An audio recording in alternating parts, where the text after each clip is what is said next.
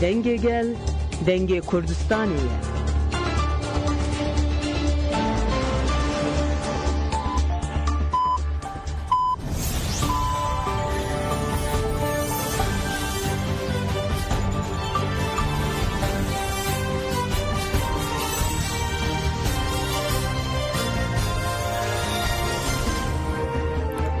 جناب نانچیان رادیوی دنگی گلدن باش گودارین هجه ایلو 25 مجدار 2025 سه شبنی بروکسل ساعت 14 لامد 16 امن نوچین دناو روژه ده پیشکش بیکن دم دم آزادی عربه راپویه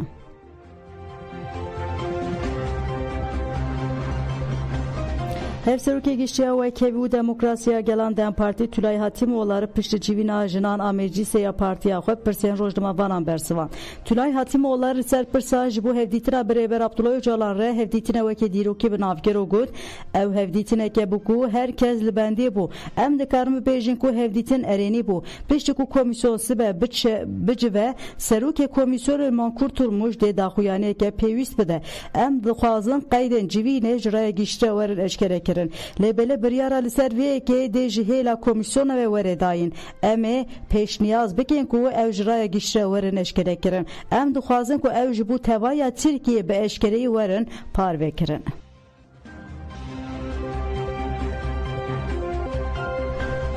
Endamê Komîsyona Navendiya PKK Konseya Fermandariya HPG Sabri Tendürek 18 Gulana 2016 de şehit bûbû fermandarê HPG Murat Karayılan qala jiyan û têkoşîna Sabri Tendürekir.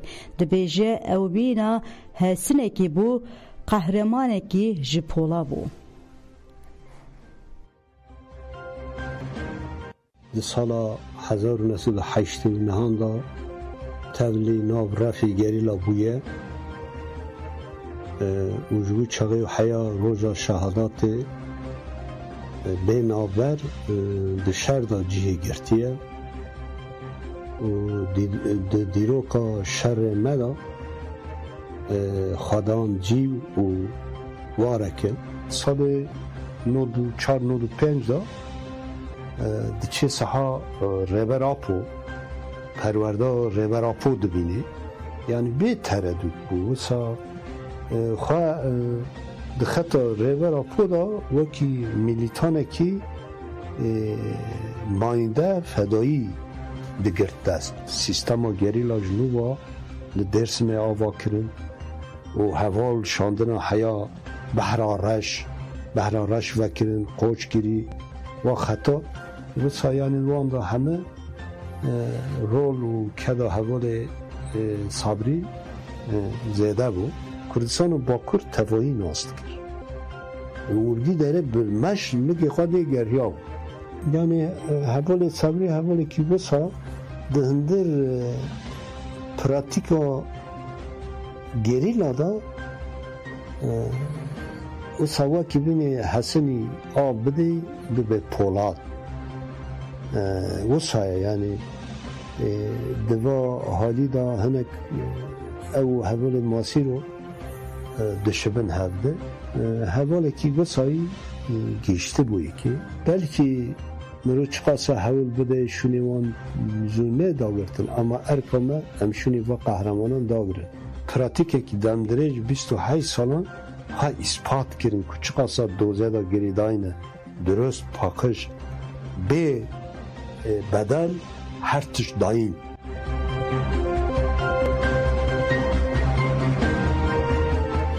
YPG و FPG فرماندار ماسیرو خبور برزدار ببیر آنی فرماندار گشته YPG به داخویانه که فرماندار افسانوی برخودان دیروکیا کوبانه و اندام کنسه فرمانداری HPG بدرخان آبو بناستا و ماسیرو خبور ببیر آنی YPG دبیجه Heval Masiro Xabur li gundekî navçeya Gever al Colemergê di malbateke welat Parêz de ji dayîk bû. Di ciwantiya xwe de tevlî navara fêngerîla bû û li her qada berxwedanê têkoşîn kir. Piştî ku komên çete yên cihadîst bi armanca berterefkirina şoreşa gel êrişî Rojava kirin, ciwanên Kurd li hemberî van êrîşan bi fedakarî parastina gelê Rojava kirin.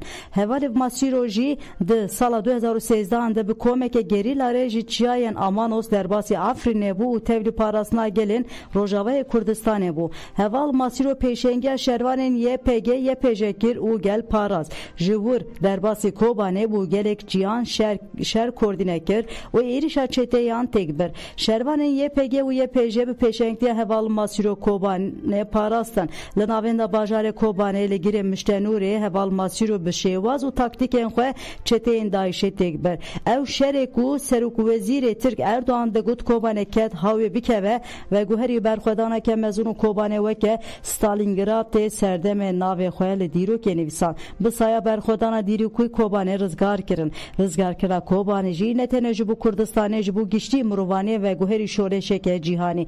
Piştî rizgarkirina Kobanê fermandar Masiro di pengavên rizgarkirina bendava Tişin û navçeya Sîrînê jî di nav koordîneyê şer de cih kir. Heval Masiro piştî ku bi azmûna xwe ya fermandariyê ku derbên giran li çeteyên Daişê dan di destpêka sala 2016 de vegeriya çayên Kurdistanê. Heval Masiro Xabûr di êrişeke namerdana ya dewleta Tirkiye dagir kerde tevdî karwanên nemirên Kurdistanê bû. Em ê kevne şopiya berxwedana Heval Masiro heta dawî biparêzin û bîranîna wî hemû şehîdên azadiyê bi serkeftinê tajdar bikin.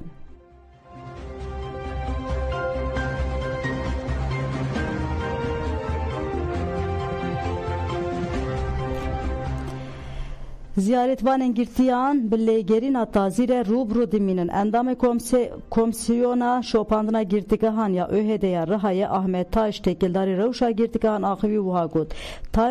Rewş li girtîgehan bi gotinên aştî demokratîkbûnê re li hev nayê. Girtî têne sürgünkirin û rastî hukûqa dijminatiyê tên. Li girtîka Rihayê tîpa tê jî hejmara girtiyan kêm bûye li sedema vê kombûnê ne tahliyê ne polîtikayên sürgünê ne. Girtiyan sürgünî deverên dûr dikin û malbatê wan tên ceza kirin. Divê pêvajî aştî û çareseriyê de gaveke şember nehatiye avêtin. Rastiye herî mezin ya li girtîgehên Tirkiyeyê girtiyên nexweşin. Li girtîka Rihayê herî kêm neh girtiyên siyasiyên nexweş ne rewşa şeş jiwan girane û nayên berdan. Me gilî kir zût neda me rapor amade kir mijar kete meclîsê û parlamenterê Dem Partiyê pirsname dan dîsa zût neda. Parêzer Ahmet Taş destşan kir ku malbatên diçine dîtina serokên xwe jî di ketina girtîgehan de têne tacîzkirin û eftişgotin. Beriya du rojan kurê Mehmet Serhat Polatsoy tekoşîn şoreşker çibû serdana bavê xwe ew jî rastî lêgerina tazî hatin. Desthilatdariya Tirkiyeyê bûye desthilatdariya tacîz, qayûm û înfazê. Ev jî ji bo girtiyên siyasî doje he. Tê înfaza heskî Polat ku li girtîgeha Rihayê tê girtin dîsa hat dirêjkirin. Înfaza Mehmet Yazar ku girtiye 30 salî Ahmet Tünel jî hate dirêjkirin. Ev kiryar dervê hukûqî ne û binpêkkirinên mafa ne.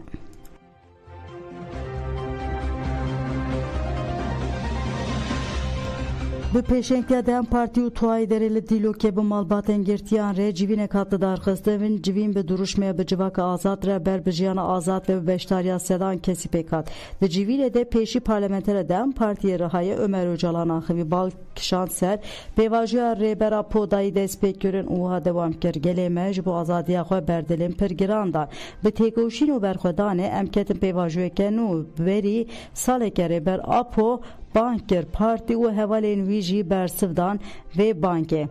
Gelê Kurd bi hemû hêza xwe li pişt banka rêberê xwe û biryara partiya xwe sekinî. Vê yekê jî careke din ispat kir ku rêbera Po muxatabê fermiyê vê pêvajiyê ye. Ömer Öcalan nêçûyîna CHP ya İmralî jî nirxand û got lazim e CHP ji vê biryara xwe ya şaş vegere. Divê ji bo aştî û azadiya destê xwe bixe binkevir de.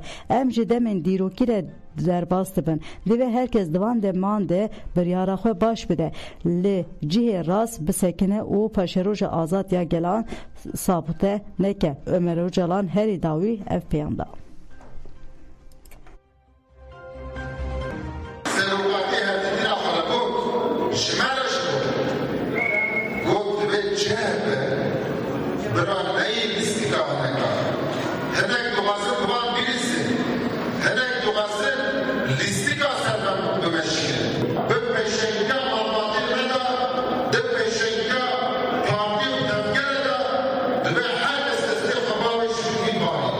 Eğitim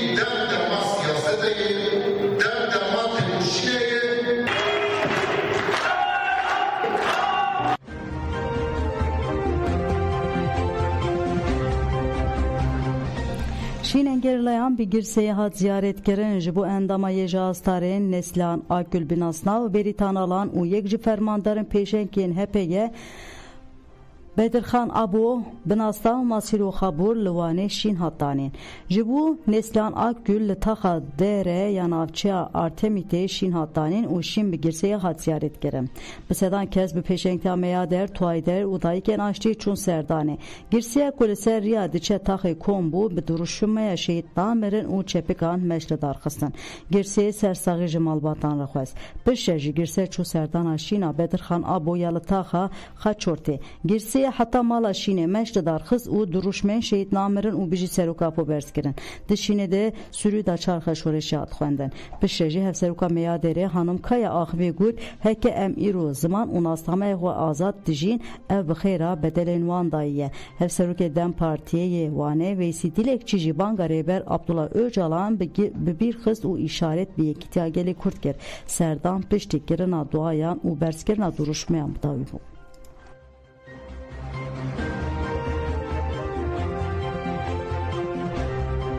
Lidêjî jinên ji bo rojên kabayişê adalet xwestin tacîza dîjîtal hat kirin. Parlamentoya Dem Partiyê Gülderan var li bi daxwaza Wezareta Karên Hundir û Wezareta Dadê bersivê bidin pêşûmepirsek radestî Serokvekîliya Meclîsê kir.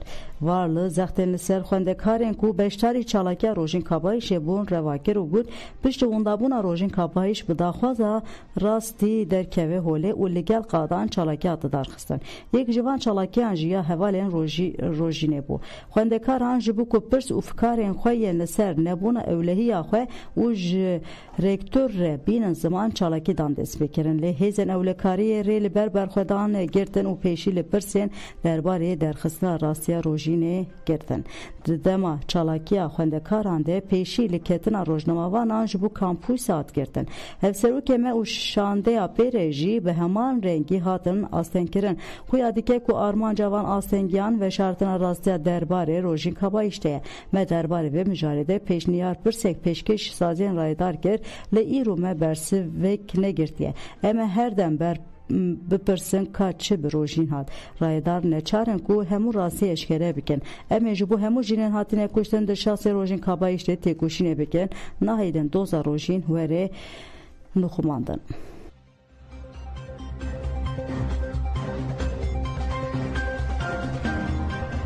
Kanûnên hêyî jinan naparêze. Parêzer çalêkbana sivîl û rêvebera tîma riyên aştiyê ya Swêdayê Şuruk Ebû Zedan rewşa jinan û nêzîkatiyên desthilatdariya Demkiya Şamê ji anefêne nirxand û got wekî berê li Sûriyê tundî dewam dike û binpêkirin zêde dibe. Mixabin di rêgeha mafê mirovan de di rêgeha mafê jinan ti guhertin çênebûne û temsîla jinan jî nîne. Rewşek hovane derketiye holê. Em şahîdê tundiyeke sistematîk dikin.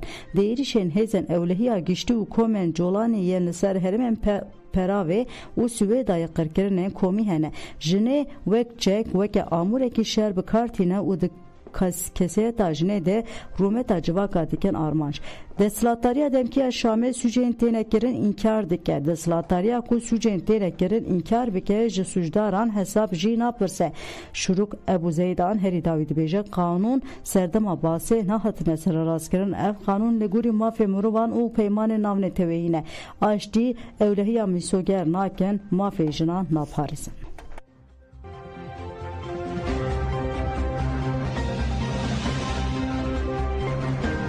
Şeyh Xezal dibêje Sûriye bûye qada tasfiyekirina hesabên mezhebî. Serokê Meclisa Bilind a İslamiya Alewiyên li Sûriye û diasporayê Şeyh Xezal derbarê êrişê komê çekdar ên li bajarê Humusê daxuyaniyek da. Şeyh Xezal destşan kir ku Alewiyan qet giranî nedan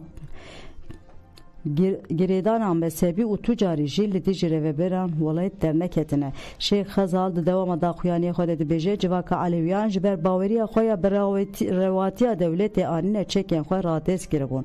Lê paşê xwe dibin desthilateke terorîstê de mezhebî û dûrxistinê ya Fajdo dîtin. Hikûmeta veguhez PKK Sunî weke amûr di siyaseta xwe de bi kar tîne.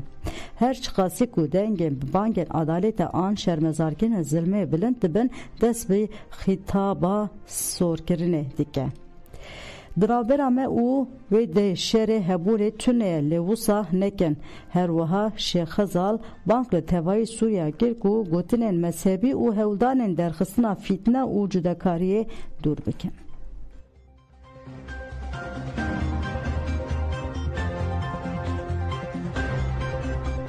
Trump şaxên İxwan el-Müslüm weke terorîstên rêxistinê destşan kir. Serokê Dewletên Yekbûyî Amerîkayê Donald Trump duh biryareke îmza kir. Li gor biryarê hin şaxên İxwan el-Müslümîn yên li Lübnan, Mısır û Ürdünê wek rêxistinên terorîstên biyanî destşan kir.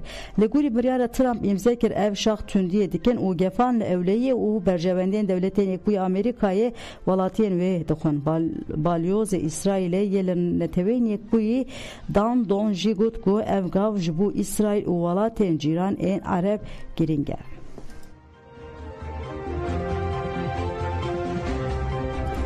Belê gotan ji me nûçeyên dawiyê pêşkêşkirin hata sibem bimêne xweşiyê de dem baş azad bişin.